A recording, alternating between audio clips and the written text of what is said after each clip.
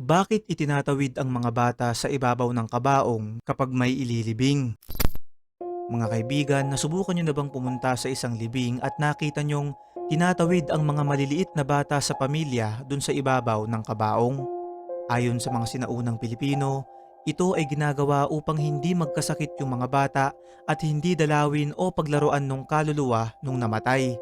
Naniniwala kasi ang mga tao noon na ang mga bata, lalo na yung mga sanggol, ay nakabukas ang mga third eye na dahilan upang makakita sila ng mga kaluluwa, at pinaniniwalaang ang third eye na ito ay unti-unting nagsasara habang sila ay tumatanda. Ibig sabihin, sila lamang yung paraan ng kaluluwa upang makausap yung kanilang pamilya, pero maaari nila itong ikatakot dahil sila nga ay musmus pa lamang. At habang sila ay tinatawid ay hindi dapat tumama ang kanilang paa dun sa kabaong upang wala nang sumunod pa na mamatay sa kanilang pamilya. Ayon pa sa ilang teorya ay kapag hindi raw kasi ito nagawa, ay maaaring manatiling nakabukas yung third eye ng bata hanggang sa ito ay tumanda. Kaya naman upang ito ay maiwasan ay tinatawid sila sa ibabaw ng kabaong sa paniniwalang hindi sila dadalawin nung namatay.